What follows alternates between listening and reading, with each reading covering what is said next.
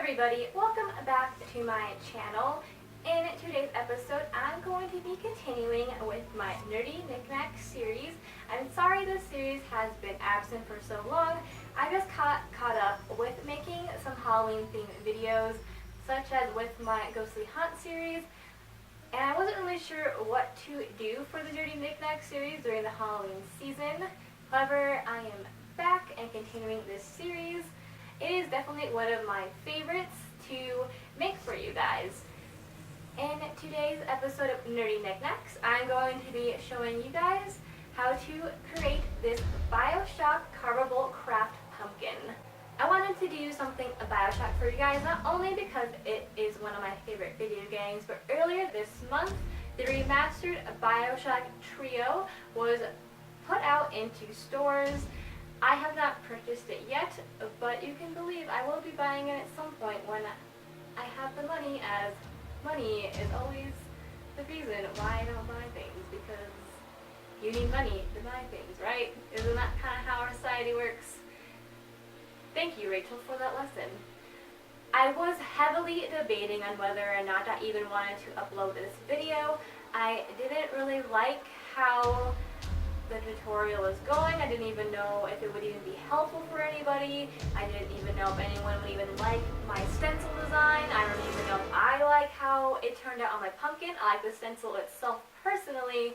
I just didn't do a very good job of recreating it onto my pumpkin. However, I do consider my pumpkin a guinea pig trial run, so I could perfect my stencil before giving it out to you guys, because I wanted to give you guys the best possible stencil I could, so that way you guys could also recreate this. The problem is my stencil is very, very detailed, and because of that, it can be very frustrating, and it does take a very long time to recreate onto your pumpkin. It took me watching the full 6th book of Harry Potter to carve out my pumpkin, plus like an extra hour. That is quite a long time to be spending on carving a pumpkin. However, if you guys love BioShock as much as I do, you might find it worth it.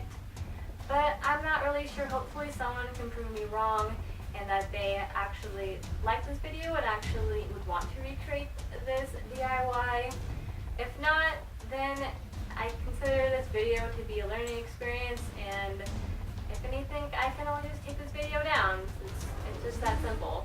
If you guys are interested in seeing how I created this BioShock Carveable Pumpkin, then would you kindly please keep watching. The things you will need for this DIY will be some thumbtacks to hold your stencil in place on your pumpkin, a tea light. I have chosen this purple one to give more of a BioShock effect. You will need a carving kit, but you only need the 2 carving tools that I showed here. Your stencil, here is the original that I made, it's inspired by that picture, as well as your pumpkin. I chose this glow-in-the-dark green pumpkin. Once you've gathered all of your materials, you're just going to want to place this stencil onto your pumpkin. The placement of your stencil is definitely key, so don't worry if you have to try a couple of times to get it how you want it. Next, you're going to want to take your thumbtacks and start pushing them into your pumpkin to hold down your stencil while you're carving. When you're putting in your thumbtacks to hold your stencil, you're going to want to work from the outside and slowly work your way back in. This is the method I found to be easiest. Now, if you guys do plan on printing out the stencil I have linked below, it is actually in 2 pieces, so you will have the BioShock Skyline and then the Rapture wording.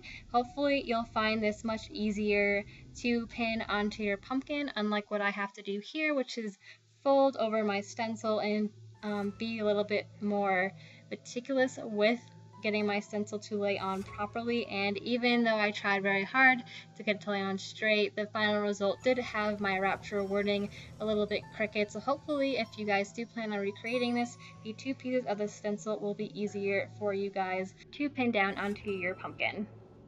Once you are done pinning down your stencil, this next step is optional. I personally don't like doing this step, but most pumpkin carving kits will tell you the next step is to poke holes throughout your stencil to outline how it's supposed to be laid out onto your pumpkin, and then you can take off your stencil and just follow the poked holes.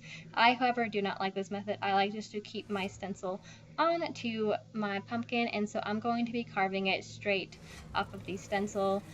The next step is to take your carving tool and start carving out the black parts of the stencil. When you are carving your pumpkin, you're going to want to carve the more detailed or innermost bits first. You can see I'm starting with these little detailed marks in the innermost part of my pumpkin, and then I will be moving on to the Rapture lettering. The reason why you're going to want to start with the more detailed bits of your stencil is because they are more easy to mess up, and you're just going to want to have the stiffest pumpkin possible in order to make sure that you can puncture those parts without causing any cave-ins or cracks in your more detailed parts, such as the Rapture lettering. Hopefully that explanation made sense. I apologize if it didn't though.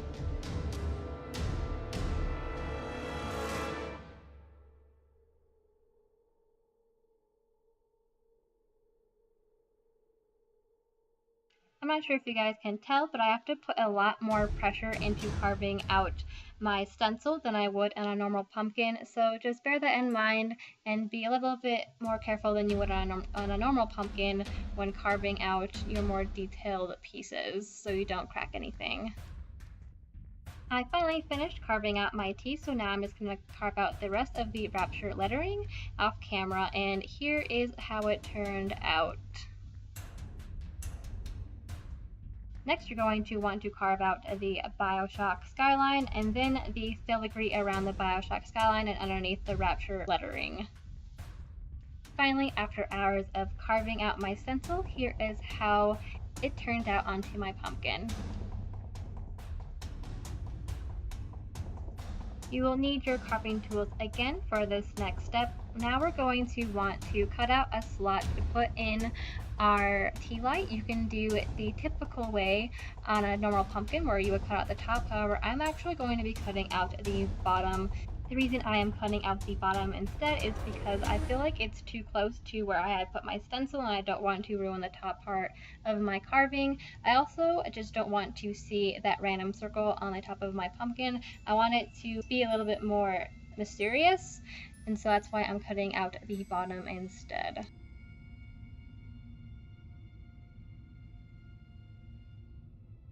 Once you have finished cutting out your circle, you're just going to want to put that to the side and throw away all of the extra pieces that fell inside of our pumpkin while we were carving, and you're just going to want to toss those into a trash can.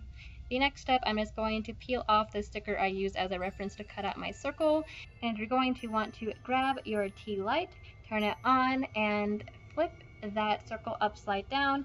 Place that tea light on top, and then you're going to want to grab your pumpkin and firmly press down so that circle stays in place. You can actually grab your pumpkin by the stem and your tea light won't fall out because of how securely that circle stays onto your pumpkin. Here is how my pumpkin turned out with the tea light inside of it. I think it turned out okay. I'm not 100% happy with it, but hopefully you guys can see what I was going for with this Rapture pumpkin, and hopefully you guys can improve upon what I have done here.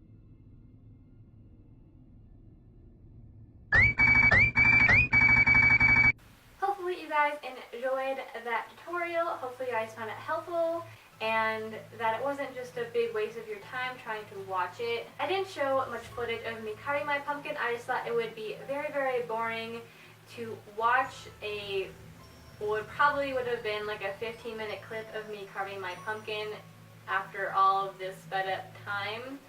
And it did take me, I think, like 4 or 5 hours to carve this pumpkin. I do have some tips and tricks though on how to carve this stencil into your craft pumpkin or even a real pumpkin if you so choose. Now I considered this little guy to be a guinea pig trial run of the finalized stencil version that I will leave linked below for you. I just wanted to make sure that when I did it, if I messed up, it was on my pumpkin, and if I needed to correct the stencil, I could, and not give it to you guys and have you guys use my stencil and it does not end up looking very well. I would feel terrible if I did that, so I was totally fine if I messed up on my own pumpkin, but I didn't want you guys to have a bad stencil for this BioShock DIY. Now the reason why I chose this Rapture one, or created this Rapture one with the BioShock Skyline, is because I haven't seen anyone do this stencil before. I have seen a lot of Big Daddies, and that's the one I wanted to do. However, I didn't want anyone to think I was copying someone else's stencil, and that's why I decided to play it safe and do my own Rapture stencil. Now, enough with the rambling. I have rambled so much in this video. I apologize. But let me get into the tips and tricks of how you can improve upon my carvable pumpkin. So here are the tips and tricks I learned after carving my personal BioShock Craft Pumpkin. The first tip I have for you is based off of my own mistake. When I created my stencil, I created it as one giant glob. So this included the BioShock Skyline and the Rapture wording down below. As you can see, my Rapture wording is extremely crooked. And it's one thing to have the Skyline be crooked, that's not as noticeable, but if you have any straight lines or wording, people will notice right away if it is crooked. So I decided to improve upon my stencil by putting it into two parts. Again, I'll have both of those stencil parts linked down below. The first part will have your Skyline, and the second stencil will have your Rapture wording as well as a little filigree detailed stuff underneath it. That way you have more control with the two pieces. That way you can lay out the Skyline and then lay out the wording below it, and you can definitely see better with two pieces if your Rapture wording is crooked. I just wanted you guys to have more control over how your stencil is being put on, because I don't know if you guys have ever gotten a tattoo before, but putting the stencil on is your guideline for what you'll be doing in the future, such as carving your pumpkin. And if your stencil is on terrible, then your pumpkin just won't turn out as well as it could have if your stencil was laid on more easily and just with more control. The stencil I created is quite large. I created a pretty large stencil so that way you guys would be able to resize it to the surface size that you need to put onto your pumpkin. And hopefully that does help. If you use a craft pumpkin, you can get away with finer details. As you can see, my Rapture lettering is pretty close together. This would not work on a real pumpkin. On a real pumpkin, you would have to make sure your lettering is spaced out more. However, it is still doable on a real pumpkin. You just have to be more cognizant. Hopefully you know the word I'm looking for. Just be more aware that you can't do as finer detail work in the Skyline, and that your Rapture lettering will have to be more spaced out, which you can easily do by cutting up the stencil I made and then just spreading out your Rapture lettering. For my stencil, I created it for the sole purpose of using it for a craft pumpkin.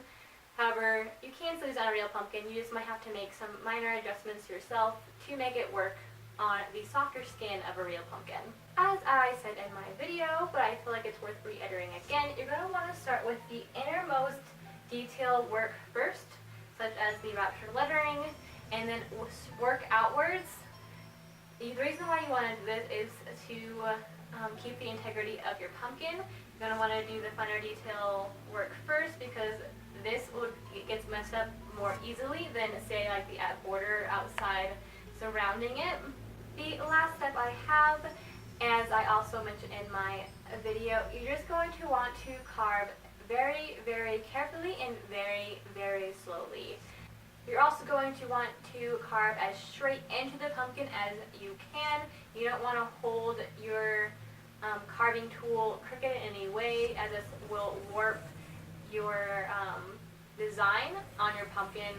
So just take your time, put it in a movie like what I did, and just take it nice and slow and careful, and it'll, even though it's going to take a while, it'll definitely be less frustrating when you can see that the things that you're carving into your pumpkin are turning out well.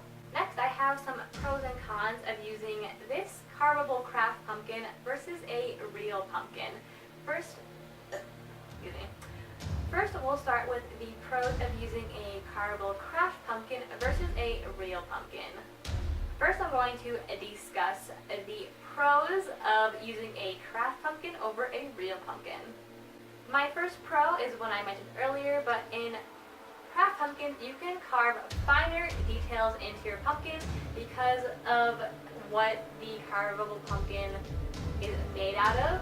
It has a much stiffer flesh than the flesh of a real pumpkin, which is quite soft.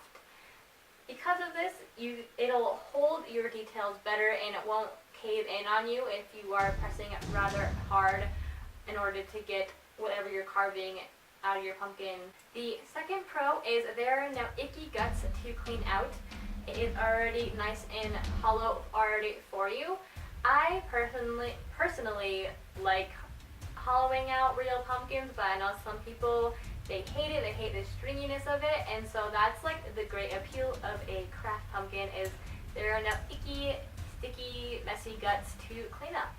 The last pro that I have of using a craft pumpkin over a real pumpkin is they will last forever.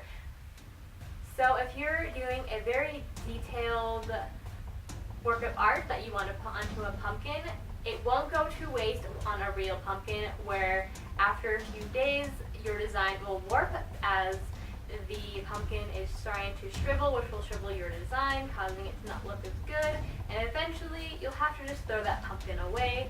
This, however, is not the case with a craft pumpkin, so your time will not be wasted if you did love your design that you put onto your craft pumpkin. It'll be kept on there forever until you decide to either give it away or throw it away. Now on to the cons of using a craft pumpkin versus a real pumpkin. The first one is kind of a double-edged sword. I mentioned that it is nice to have a craft pumpkin because it's stiffer and you can do more detailed work. This, again, is a double-edged sword as because it's stiffer, it is much more difficult and more time-consuming to carve. Things that would have taken me a couple of seconds to carve on a real pumpkin took me minutes because you basically just have to like saw your way through the craft pumpkin.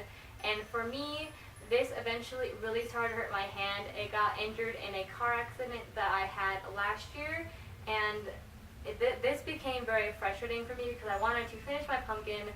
However, because of the pain it was exerting onto my hand, I eventually just became very frustrated. Also because of how stiff it is, you cannot get away with the cheaper carving kits that you can get. You have to get really nice carving kits, and even with my nice carving kit that I bought from Target, it even broke one of the carving craft tools that I had, which I don't know if that tells you how stiff and difficult it is to carve into it, but I was not expecting that as this was my first time using a craft pumpkin, so that is definitely one con that I have of using a craft pumpkin versus a real pumpkin. The second one is the smell. I think this is just unique to this glow-in-the-dark pumpkin. The smell is terrible. It smells like Sharpie, but on steroids. You can smell it from like the other room. You don't smell this craft pumpkin until you start carving into it, or at least the smell is very subtle until you decide that you want to carve something into it, and then you kind of just get like wafted with this extreme Sharpie smell. And after a while, even if you like if you've used Sharpies for a little bit too long, if you're like an artist or whatever, that it does kind of make you dizzy after a while. I don't know what they use for the glow-in-the-dark stuff on it, but it's definitely very strong, and I don't even know if the glow-in-the-dark effect is worth it on this pumpkin. It does glow-in-the-dark very well. However, I feel like you could just get a normal craft pumpkin, paint it whatever color you want, and then on top of that, paint it with glow-in-the-dark paint. I feel like it would still work out just as well. and you wouldn't have to deal with this extreme smell. If you thought real pumpkin smelled bad, you have not smelled this glow-in-the-dark pumpkin. Plus the price of this pumpkin was $24.99. Yeah, that's pretty expensive for a craft pumpkin. Luckily I got mine, I think for $10 at Michael's, as Michael's always has those great, coupon deals and just doorbuster deals, especially when I get closer to Halloween. However, if you had to pay full price for this pumpkin, I would definitely recommend that you do not. It is not worth your time to buy this pumpkin full price. I just wanted to forewarn anybody in case you were also interested in buying this glow-in-the-dark pumpkin. Next is the mess that I believe all craft pumpkins make when you carve into them. They are extraordinarily messy. I thought carving real pumpkins was messy, but that is much easier to contain as it's not like a powder dust like when you carve with these. It's, a bunch of seeds and little stringy guts and stuff like that. This, however, when you saw it, it's like when you have wood and you're like sanding wood, how that dust gets everywhere. The dust on this pumpkin literally gets everywhere, and it's really hard to clean up. I wasn't expecting that big of a mess with these craft pumpkins, so if you're doing this any sort of craft with a craft pumpkin, make sure you do it either outside or just bear in mind that it is going to make a giant mess. So it is harder to control, unlike with using a real pumpkin. Hopefully you guys learned something with the tips and tricks I had with carving a stencil that you can't buy in the store, as well as the pros and cons of using a craft pumpkin versus a real pumpkin. I also hope you guys enjoyed this BioShock DIY. Please let me know in the comments if you did, if BioShock is your favorite game, anything of that sort. Let me know if you guys enjoy this Nerdy Knickknack series by either giving this video or any of my other Nerdy Knickknack videos a like. Also, feel free to comment down below if you guys have any ideas for any future Nerdy Knickknacks videos, or if there's anything you would want me to incorporate into a Nerdy Knickknacks craft, such as if you have a love of Mario, or you want to see something because the new Doctor Strange movie is coming out next week. Anything of that sort, feel free to comment below any of your ideas, and I will do my best to make it happen. Would you kindly please subscribe down below? I would love to have you in my friend, family, community. I hope you guys have a safe and fun Halloween. I don't have any plans myself, but if you guys have any plans, kudos to you. I hope you guys have loads of fun. If you would like to share what you're doing for Halloween, you can definitely comment that below, or whatever, any of my other social media. If you just want to tell me what you're doing, I would love to hear that you guys are doing something fun. I hope you guys have a very, very safe and fun and happy Halloween, whether that be with your friends or your family. And I will see you guys in my next video. Bye! A man chooses, but a slave obeys. Obey!